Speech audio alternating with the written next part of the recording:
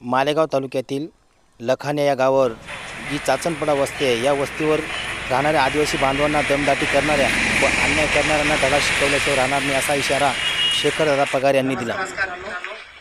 शेखरदादा पगार, संस्थापक अध्यक्ष लोकशाही धडक मोर्चा. आज आपलं मालेगाव तालुक्यातील जे लखाने गाव आहे, या लखाने गावाजवळ एक चाचणपाडे नावाची आदिवासी वस्ती आहे. या वस्तीवर जवळजवळ 80 ते 90 वर्षापासून हे लोक तिथले रहिवासी आहेत. परंतु आज ते स्वातंत्र्य होऊन 78 वर्ष होत आली, तरी देखील या वस्तीवर पिण्यासाठी पाणी नाही आणि शिक्षणाची सोय नाही. म्हणून आज आम्ही मालेगाव पंचायत समिती येथील गट विकास अधिकारी साबळे साहेब यांना निवेदन देण्यासाठी आलो होतो. परंतु साबळे साहेब काही कामानिमित्त बाहेर गेले आहेत. परंतु आमची शासन आणि प्रशासनाकडे मागणी आहे की चाचणपाडा वस्ती येथे लवकरात लवकर शाळेची व्यवस्था करून द्यायला पाहिजे.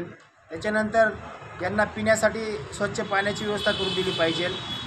जाण्यासाठी रस्ता आहे का आपल्याला? तर आणि या वस्तीवर जवळजवळ 40 ते 50 घरांची वस्ती आहे. परंतु तिथं काही दिवसापूर्वी त्यांना सबरी माता योजनेचे घरकुल मंजूर झाले.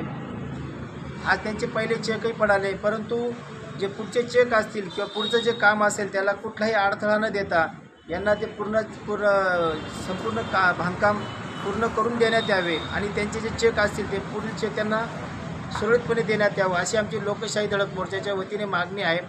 जर समजा उदाहरणार्थ या घरांना अडचण आली, सबरी माता योजनेचे घरकुल जर बंद पाडण्यात आले, तर येणाऱ्या काळामध्ये आम्ही गट विकास अधिकारी यांच्या कार्यालयात तीव्र आंदोलन छेडू. याची सर्वस्वी जबाबदारी मालेगाव पंचायत समितीचे गट विकास अधिकारी असतील आणि संबंधित अधिकारी काय असतील किंवा ग्रामपंचायतचे ग्रामसेवक असतील लखाण्याचे किंवा सरपंच असतील, यांची जबाबदारी आहे की यांना कसं न्याय देता येईल. नुसतं सांगून चालणार नाही. ही जबाबदारी आज लखानीचे ग्रामपंचायतचे सरपंच असतील किंवा ग्रामसेवक असतील, सर्वची जबाबदारी त्यांची आहे. परंतु आमच्या आदिवासी बांधवांना जर कधी घरकुल बांधण्यापासून कोणी अडवत असेल तर त्याला आम्ही धडा शिकवल्याशिवाय राहणार नाही. एवढं बोलून थांबतो. जय हिंद, जय महाराष्ट्र.